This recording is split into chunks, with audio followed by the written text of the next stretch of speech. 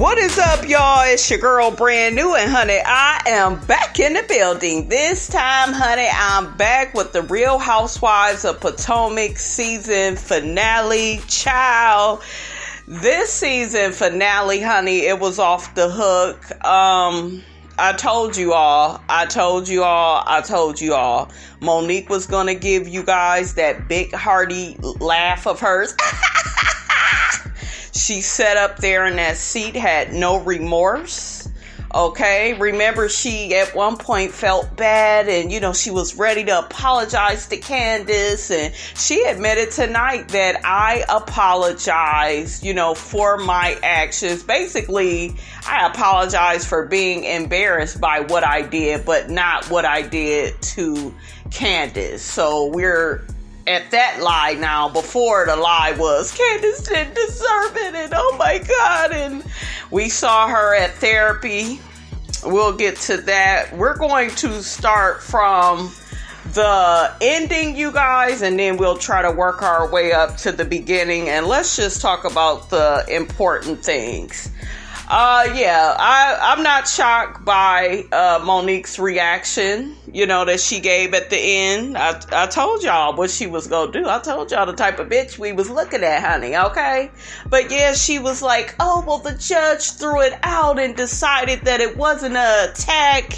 She asked to be dragged. So if somebody tell your monkey ass to drop off of a bridge, you go jump off of a bridge.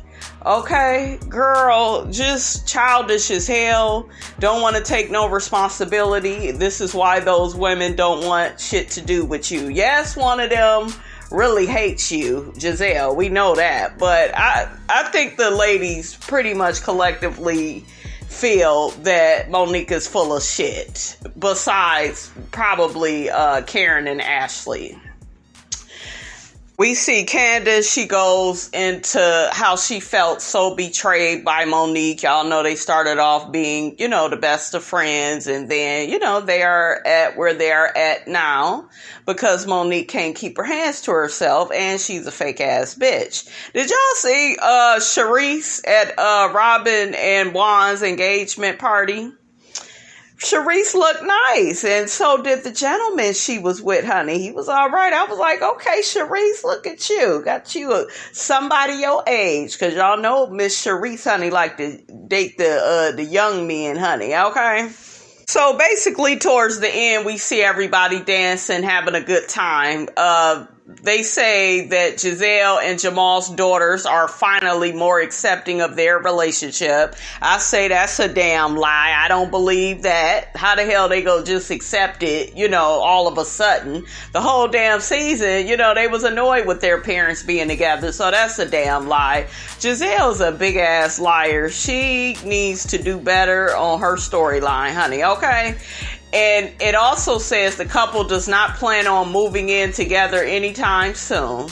And Jamal still lives in the phone. I know that's right. And that's where that fool is going to stay because it's a fake relationship. And allegedly, honey, he's supposed to be dating some pastor at his church. Some lady that kind of looked like Giselle, honey. That's all alleged, honey. But I wouldn't be shocked. Okay, so next they tell us that Wendy continues to expand her political commentary career, speaking up for justice on cable news. Her mother is very proud of her and still wants her daughter to remain a professor for bragging rights. I bet she do. I told y'all, that damn mother, she ain't gonna let, she ain't gonna let Wendy do what she want to do with her career. She gonna always have a problem with it. Wendy, you might as well just do you, honey. Okay? That's all you can do.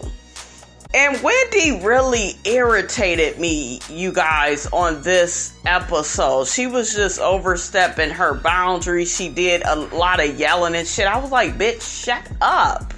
Okay, just shut up. Did y'all see that? How Juan was trying to propose to Robyn, and as soon as he got down on the knee, you hear Wendy, oh my God.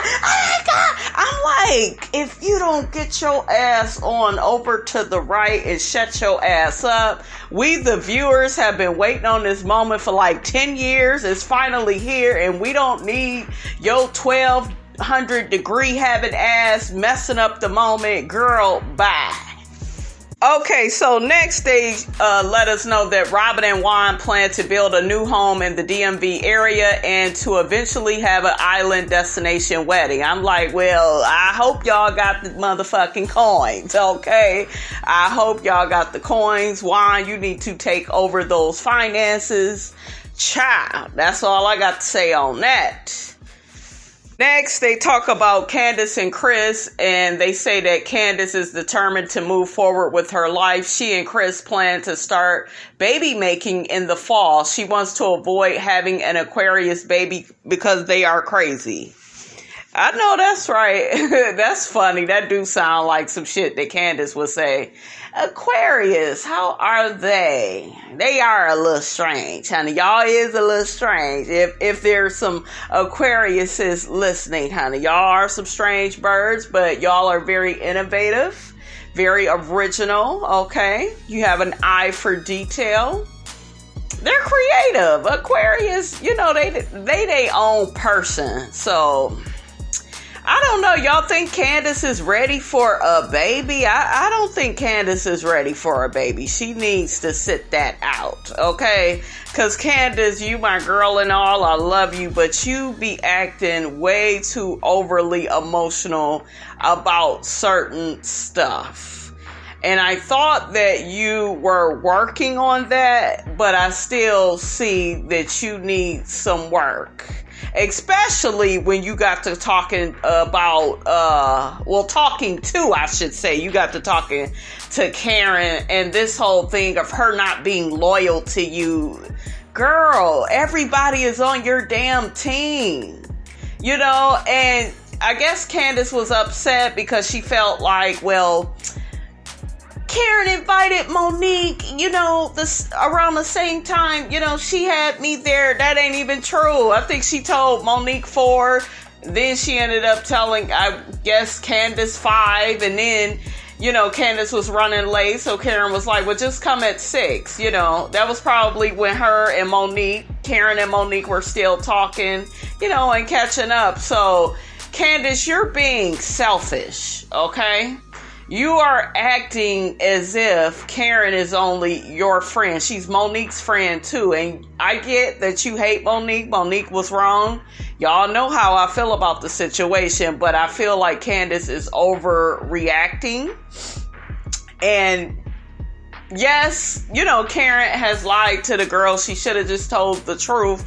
But at the end of the day, the most important thing is you did not run into Monique, Candace. So let it go. Stop all this damn crying. You can't be throwing all these damn tantrums and then you claim you ready to have a baby in the fall. Okay, girl, bye. You're not ready. You need to keep going to therapy.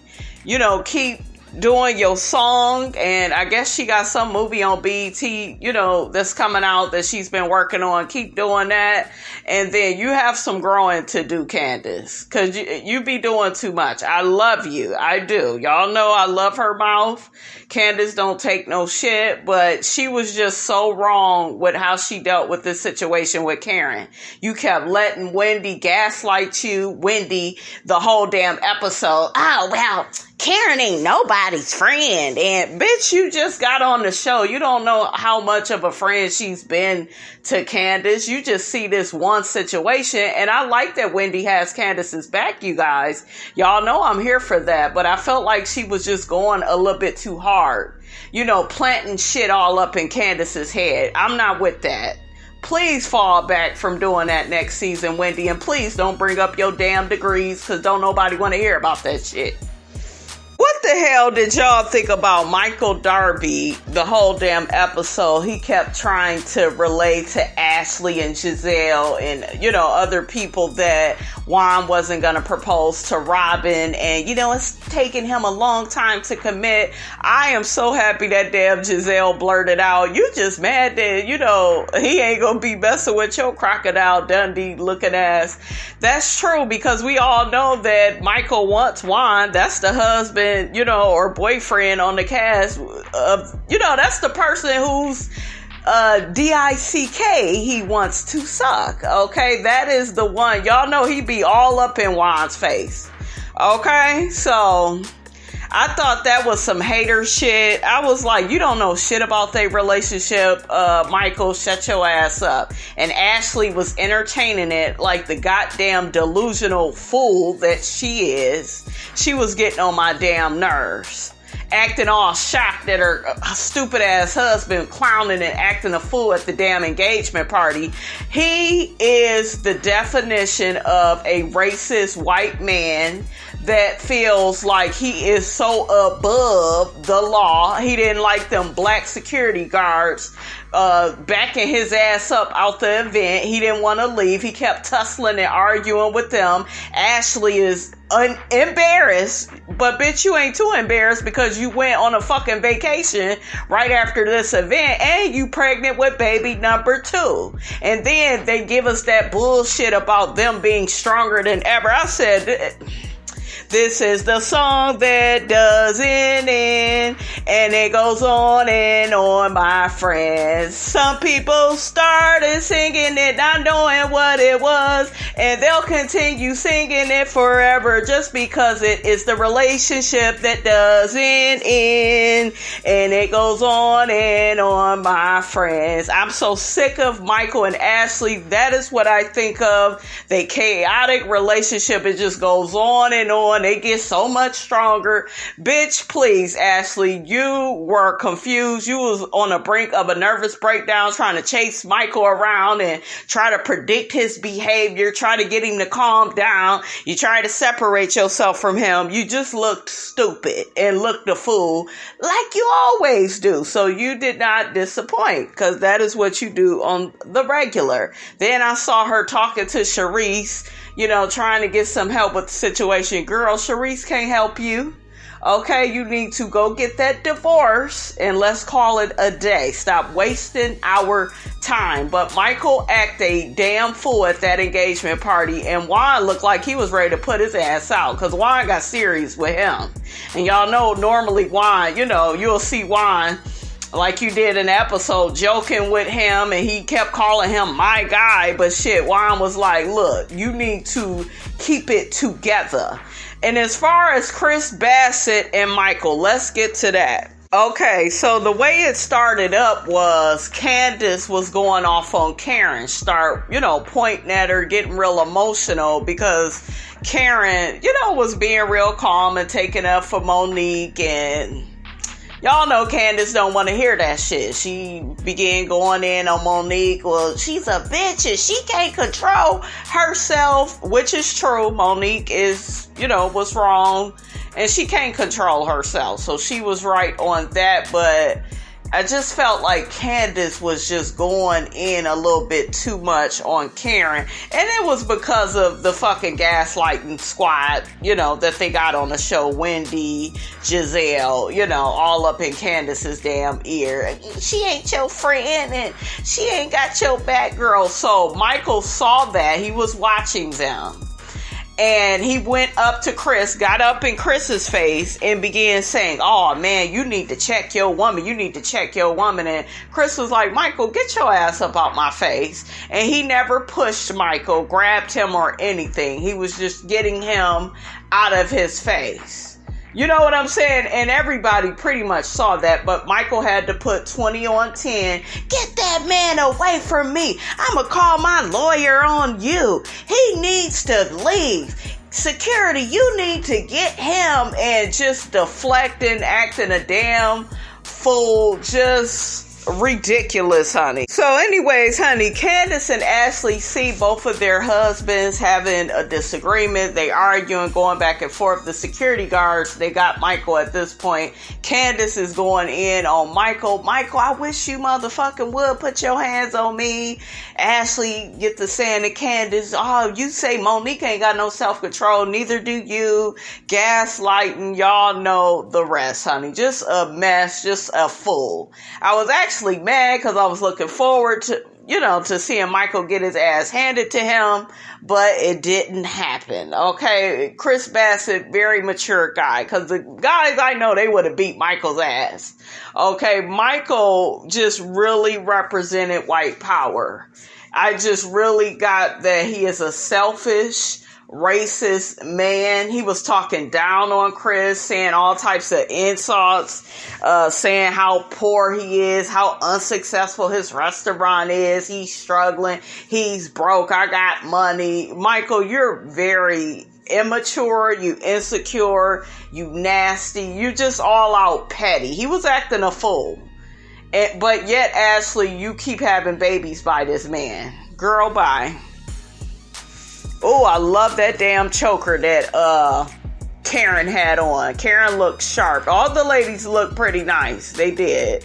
I like the dress that Robyn had on. They all look nice. But I love that choker Karen had on. That's a bad mother. Shut your mouth. So we see Giselle doing her usual gaslighting. You know, they all doing a toast to Robyn's engagement. And we see Giselle telling Charisse where Karen is. You know, her flight is delayed. She's having mechanical issues. She texts the girls that, you know. And that's what... all you see is Giselle throwing Karen. What did I say to you guys? They do the same shit over and over on this damn show. You see Giselle throwing Karen way under the bus. Oh, she didn't want to be here. You know, she didn't want to support Robyn. She fake as hell. She's lying. She just doesn't want to face everybody after I heard she left her own party. You know, saying shit like that. It was so funny, baby, when Karen rolled up in there. I was like, come on, bitch. Looking cleaner than a motherfucker. Ray on her arm too. I was like, yes. Giselle was speechless. Didn't say shit. Quiet as a church mouse. I'm like, you need to shut up, Giselle. Because you always writing a check that you know your ass can't cash. But yes, honey, I was here for Karen walking up in there. Let's talk about Candace's song. I love that song, you guys. That she has. I See You. I love that song. I'll be playing the hell out of that. I should do a little review on it. She had to sing a cappella because they were having some technical issues, some sound issues.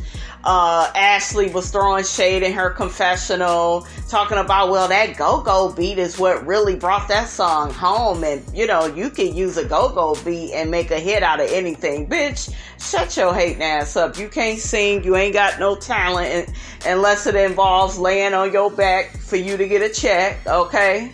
Girl, bye. So we see Giselle at the engagement party with her friend Cal. Once again, she gives us some excuse as to why Jamal is not there with her. She talking about, oh, you know, he has to preach, you know, at his church the next day. You know, y'all can't see him right now. Bitch, we ain't gonna ever see him because that man lives in the phone. Okay, stop telling these lies. Okay? We also see Giselle checking in with Juan, making sure he's going to propose. Juan is telling Giselle he's just going to wing it. Y'all know Michael was gassing Giselle up, telling her lies, how he don't think that, you know, Juan is going to propose to Robyn. Okay, so we got Robyn and Juan at therapy, you know, together. It looked like Juan was very reluctant to admit to the fact that he was not present in their boy's life in their early years. Juan tried to just blame it on being married. I'm like, nigga, you was either there or you wasn't. Shit. And the lady had to raise the damn boys on her own, so evidently she remembered. You know, I didn't like him trying to downplay that. I feel like you need to own that. I do understand him saying, you know, our marriage was not working out and therefore, you know, I wasn't going to be the best father. I was unhappy in my life, but still, to me, one thing ain't got to do, you know, with the other.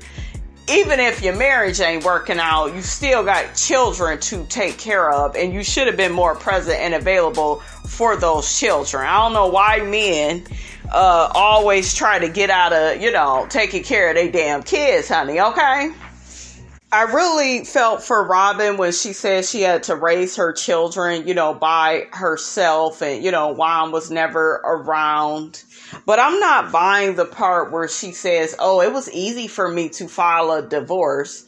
Evidently it wasn't, because you allow him to come back to your house and live with you, even though you know damn well y'all divorced. Like, You made it convenient for him. I'm not at all mad though that, you know, they have worked on their relationship. I think he does love her. I think a lot of people like to put out there, oh, Juan don't want her, and Juan proposed to the woman. He done been with her for all these years. I think he got some love in his heart for her. I do. I know I tease them and go in, but I do feel like this man cares about her. To me, it just took him too damn long to get his shit together. And I ain't that type of woman, honey, where I'm going to be that patient. Robyn is a good one, honey. And I think it was hard for her to let Juan go, because y'all got to remember the context to their story, their history together. He had lost his parents. He had always been close to Robyn's mom and dad, and he used to live with them, you know, when they were younger. So she always loved this man, and he's the father of her children, and Robyn grew up really old-fashioned. I saw her in an interview where she talked about, you know, her parents have been married for decades, so she was brought up to just be with that one person and sacrifice, you know, your whole life for that person. A lot of people wouldn't have did it, but it looked like it paid off because they are still, you know, together. And I do feel like they both love each other. I really do get that with these two. Unlike, you know, a lot of people. They probably, you know, be dogging her. Oh, he don't give a damn about her. That man care about her. It just took a little bit too long.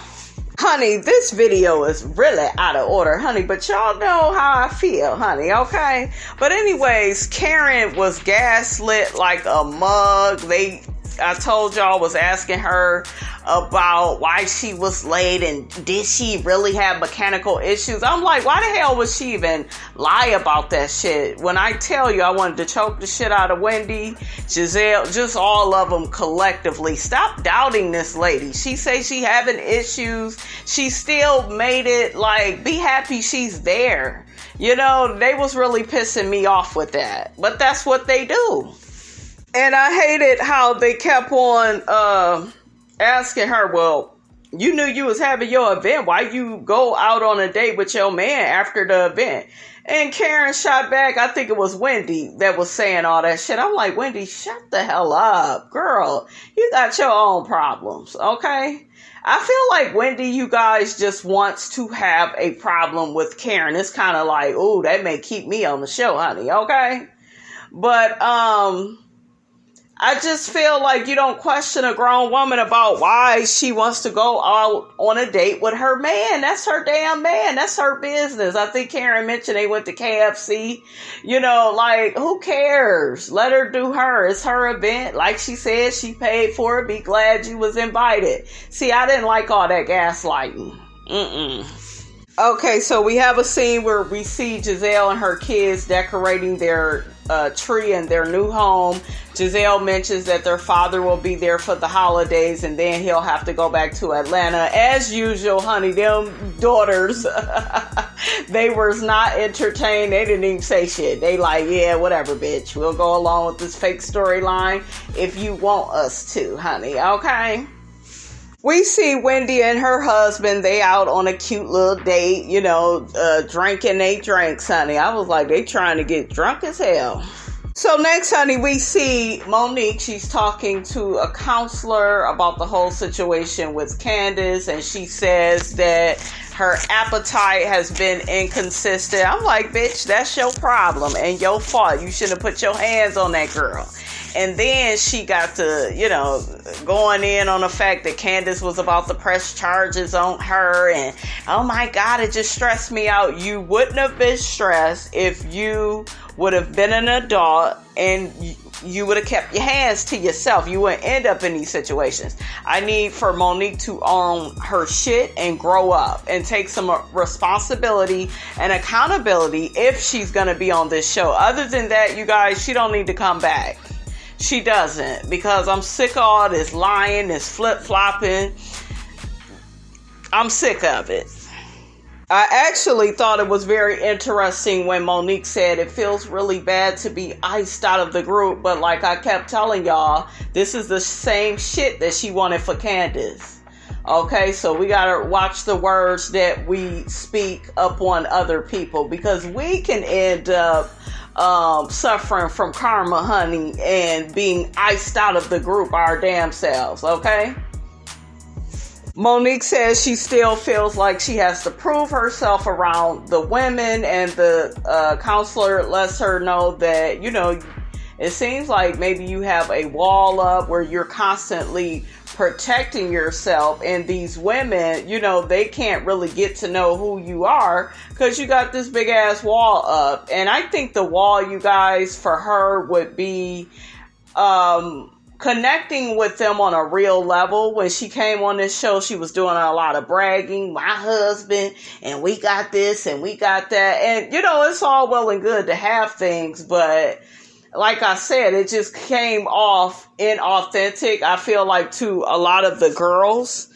And they didn't feel like that was really who she was. You know, they constantly felt like they was meeting her representative. You know, she wants to be like a people pleaser, it seems like. She wants to get people to like her. That's why she turned on Candace from jump. I don't care what nobody say. How the hell you gonna turn on Candace, somebody that's that had your back ever since you got your ass on the show, to be all up Giselle's ass? And girl, no, you played yourself, Monique. Giselle turned right on you. She turned on you. As soon as you did that to Candace, Giselle was done for you. So, honey, it was not worth it. The counselor also tells Monique that she should write a letter to Candace. Do I think the bitch wrote the letter? Hell no, because the bitch ain't sorry. She done said it all up in that confessional. You know, I'm sorry for my actions, but I'm not sorry for defending myself. You only defend yourself when somebody put their hands on you. You put your hands on her, bitch. Own it. She's ridiculous, you guys. Honey, I am so proud of my girl Karen. She's over there at HSN selling her Ladom perfume. Honey, go ahead and do it, Karen. That damn perfume is $59.95. Damn. It was so funny when Karen was telling Ray about the girls and how they accusing her of trying to ambush Candace with Monique. And I'm so sick of talking about that, but it was funny how Karen was explaining it to Ray. We already know she told them 2 different times. The girls didn't, you know, end up running into each other. That was the most important thing. It is what it is. I wish all of them would let it go. Honey, I'm ready for the reunion. All right, you guys, that's all I have on this recap of Real Housewives of Potomac, honey, the season finale. Don't forget, you guys, to like, comment, and subscribe. I am your girl, brand new, and I will check you guys out later.